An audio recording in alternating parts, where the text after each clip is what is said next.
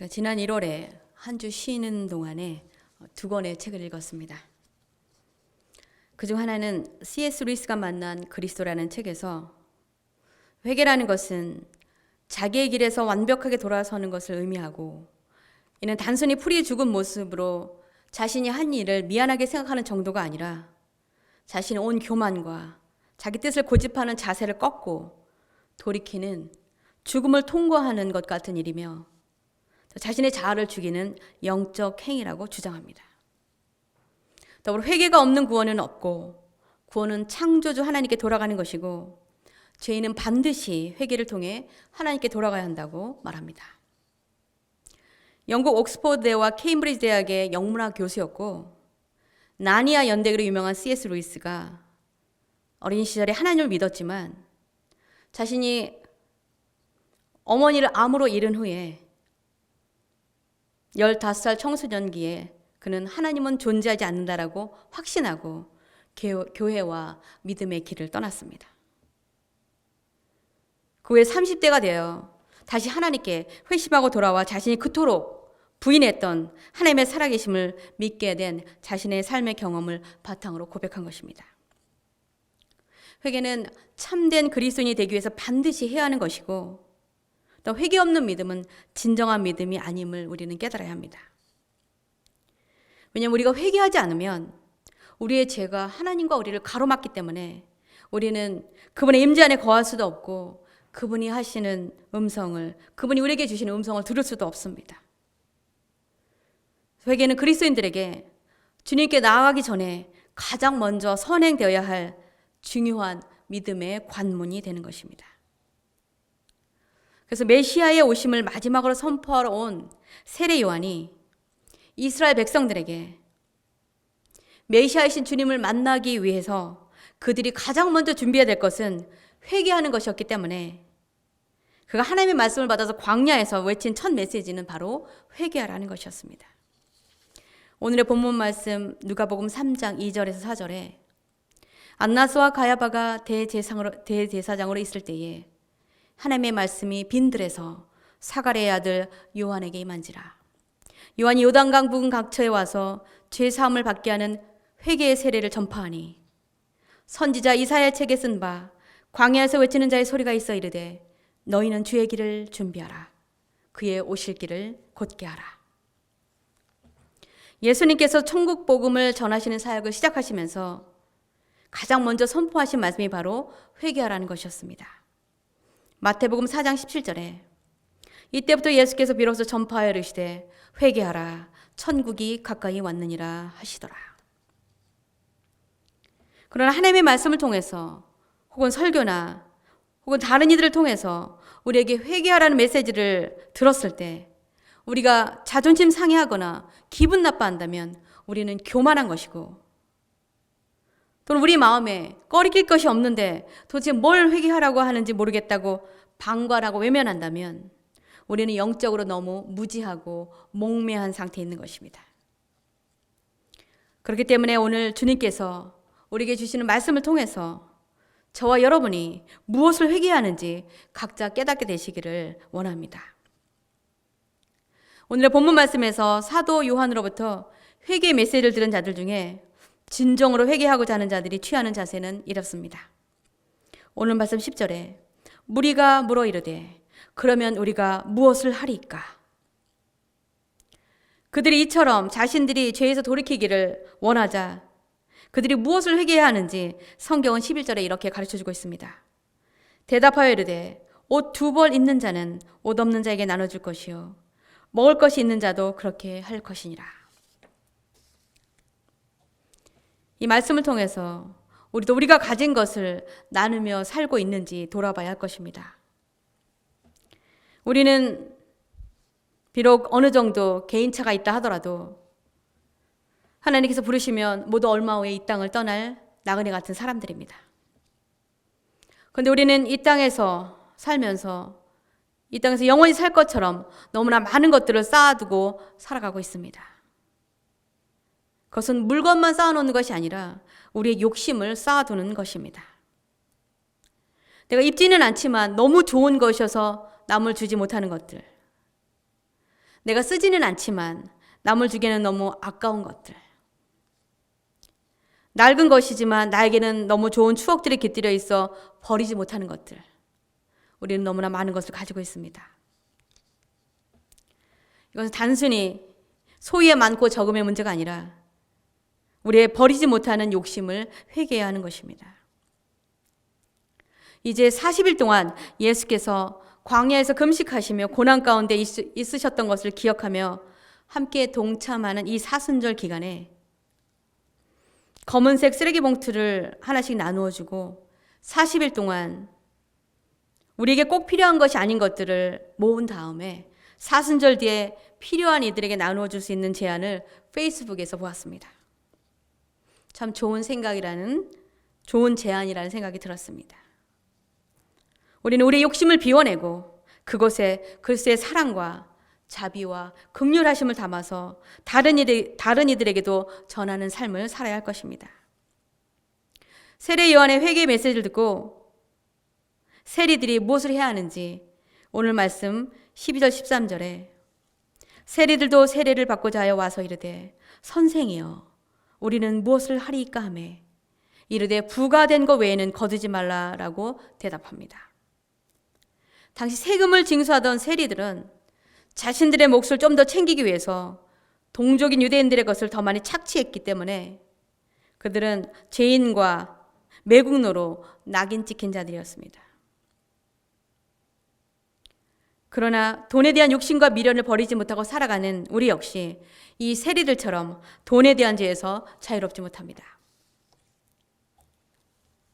우리가 살아가는데 돈이 필요하기 때문에 사탄은 우리를 너무나 쉽게 돈을 이용해서 우리를 죄짓게 함으로 하나님께로부터 멀어지게 합니다.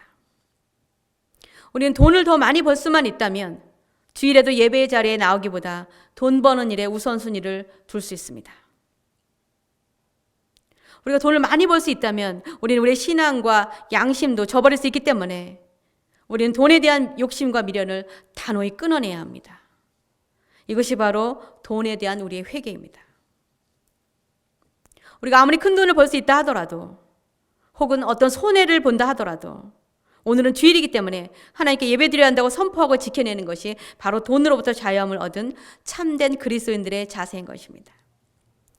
왜냐하면 돈 때문에 하나님께 예배드리는 것을 소홀히 한다는 것은 우리가 하나님이 아니라 돈을 더 믿고 신뢰한다는 것을 의미하기 때문입니다. 즉 하나님이 아닌 물질을 우상으로 섬기는 것입니다. 그래서 우리는 물질의 욕심에서 돌이켜 회개하고 결코 물질을 하나님보다 더 중요하게 생각하고 의지해서는 안 되는 것입니다. 오늘 말씀 14절에 회개하라는 말씀을 들은 군인들은 이렇게 반응합니다. 군인들도 물어 이르되 우리는 무엇을 하리이까 하매 이르되 사람에게서 강탈하지 말며 거짓으로 고발하지 말고 받는 급료를 족한 줄로 알라 하니라. 1세기의 로마는 강한 군사력으로 세계를 정복하며 다스렸기 때문에 군인들은 급료를 받았을 뿐만 아니라 군인들은 그 당시 힘도 있었고 25년간 복무하고 퇴역한 군인들에게는 13년치의 큰 봉급을 주고 또 속국의 군인들은 퇴임과 동시에 로마의 시민권을 부여했기 때문에 그들은 원하는 곳에 가서 땅을 사고 각종 혜택을 누리며 살 수 있었습니다. 그런 그들이 자신들이 가진 기득권을 남용해서 힘없는 자들의 것을 뺏고 자신들의 지위를 이용해서 거짓으로 기소하지 말고 정직히 행해야 한다고 지적받은 것입니다. 그런데 그것은 오늘날 우리에게도 마찬가지로 적용됩니다.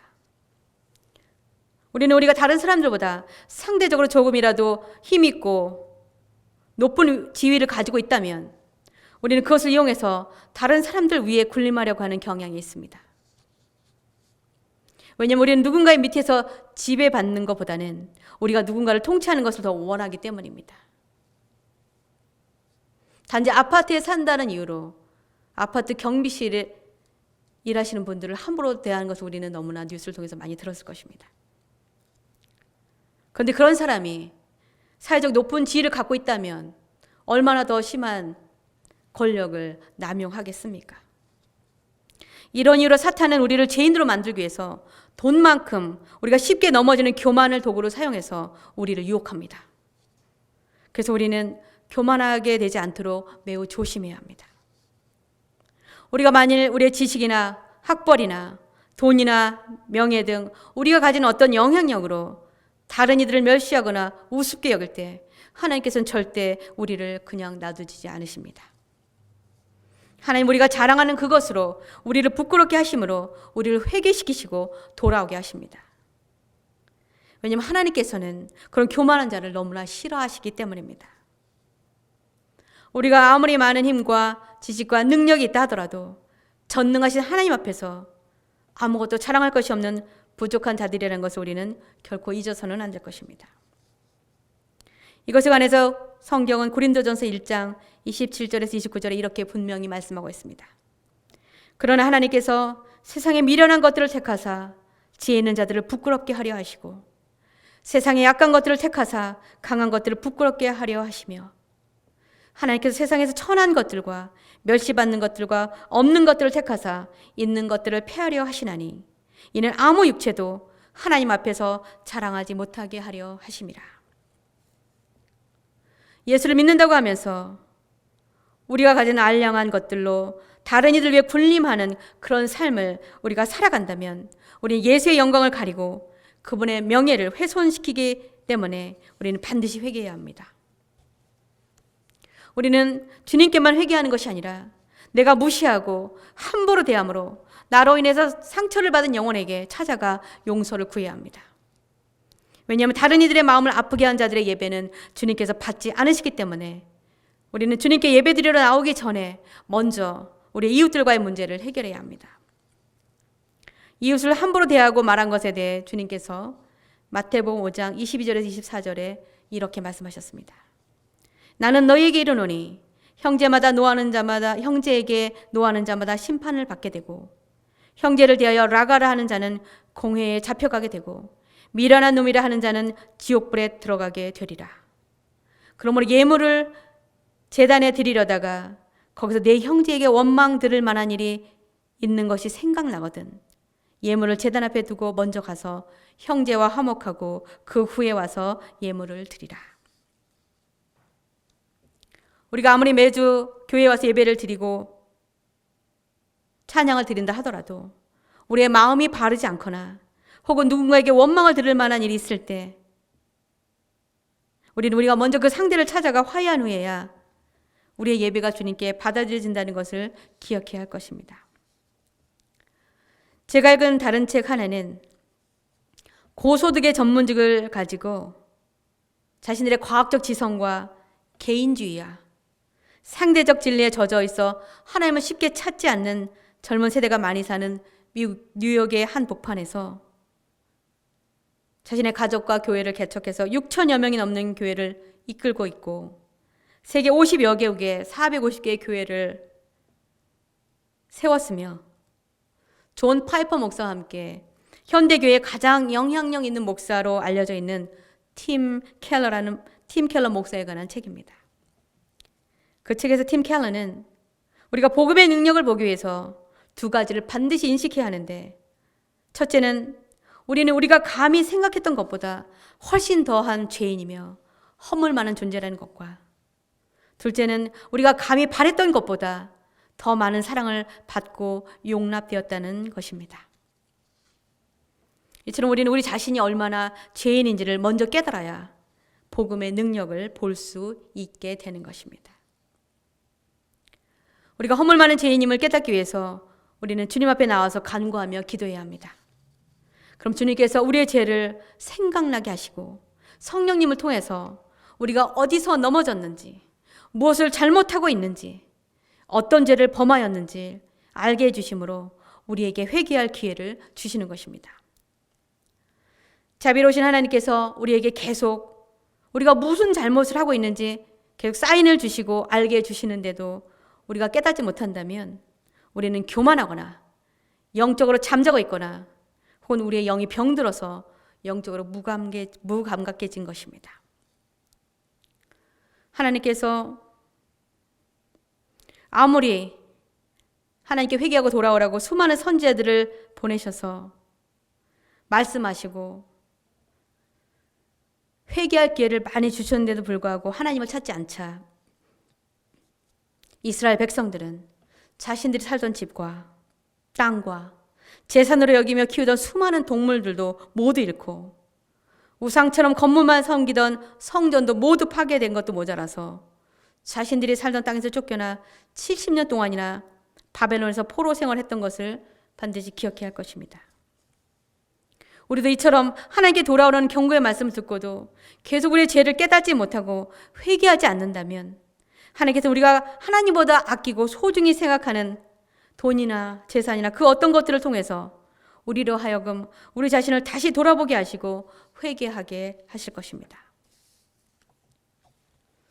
존이라는 청년이 앵무새 한 마리를 선물로 받았는데 그 새의 입에서 나오는 단어들이 너무 거칠고 무례하고 나쁜 말들로 가득 차 있었습니다. 그래서 그는 계속 좋은 말을 가르치고 좋은 음악도 들려주면서 앵무새의 거친 말과 욕하는 태도를 고치려고 노력했습니다. 그러나 그 청년의 모든 수고에도 아랑곳하지 않고 앵무새가 계속 나쁜 말을 하자 어느 날 너무 화가 난 청년이 새를 냉동실에 집어넣었습니다.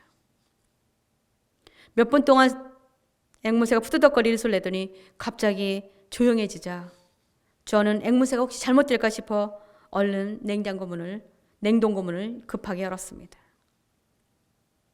그래서 앵무새는 갑자기 침착하고 아주 정중하게 이렇게 말했습니다. 제가 무례한 말과 행동으로 당신을 화나게 한 것 같습니다. 저는 제 부적절한 언행에 대해 진심으로 후회하면서 저의 무례하고 용서할 수 없는 행동을 바로잡기 위해서 제가 할 수 있는 모든 일을 다 하려고 합니다. 갑자기 앵무새의 말과 태도가 180도 바뀐 것을 보고 그 청년이 앵무새에게 무엇이 그 새의 언행에 그토록 큰 변화를 일으킨 것이냐고 궁금해서 물으려 할 때 앵무새가 먼저 물었습니다. 냉동고 속의 칠면조가 무슨 잘못을 했는지 물어봐도 되겠습니까? 앵무새는 냉동고 속에 털이 다 뽑혀진 채 얼려져 있는 칠면조를 보고 자신도 그렇게 될까봐 너무 겁이 나서 갑자기 말을 잘 듣게 된 것입니다. 우리가 뜻하지 않은 두려운 일을 당하고 돌이키는 것보다 주님께서 하나님의 말씀을 통해서 기도를 통해서 또 주변의 누군가를 통해서 내가 한 잘못을 지적해 주실 때 우리가 바로 순종하여 회개하는 것이 가장 좋은 길입니다. 그러기 위해서 우리는 늘 우리 자신이 사탄에 넘어지기 쉬운 연약하고 부족한 자라는 것을 인정하고 늘 하나님의 말씀과 기도로 우리 자신을 돌아보아야 할 것입니다. 그렇지 않으면 우리는 우리가 짓는 죄에 대해서 죄인 줄도 모르고 무감각하게 짐으로 죄를 짓고도 죄로 인식하지 못하게 되기 때문입니다. 그래서 우리 속담에 바늘도둑이 소도둑 된다는 말이 있지 않습니까? 작은 죄라도 우리가 회개하지 않으면 하나님이 결코 그냥 넘어가지 않으십니다. 그래서 매일 말씀과 기도의 자리에서 오늘 우리의 삶을 되돌아보면서 주님께 여쭤봐야 합니다. 그리고 주님께서 생각나게 한 죄를 자백하고 용서를 구하며 다시 같은 죄를 짓지 않도록 도와주시기를 구할 때 주님께서는 우리의 죄를 용서해 주신다고 성경에 약속해 주셨습니다. 요한일서 1장 9절에서 10절에 만일 우리가 우리 죄를 자백하면 그는 미쁘시고 의로우사 우리 죄를 사하시며 우리를 모든 불의에서 깨끗하게 하실 것이요 만일 우리가 범죄하지 아니하였다 하면 하나님을 거짓말하는 이로 만드는 것이니 또한 그의 말씀이 우리 속에 있지 아니하니라. 오늘 우리는 말씀을 통해서 주님께서는 우리에게 회개는 우리가 주님께 나아갈 때 반드시 해야 하는 첫 번째 단계이며 우리는 우리가 꼭 필요한 것 이상으로 가지고 있는 것들을 부족한 자들과 나누고 돈에 대한 욕심을 회개하고 또 우리가 가진 힘과 기득권을 가지고 다른 이들 위해 군림하거나 무시하거나 이용해서는 안 된다고 말씀하셨습니다.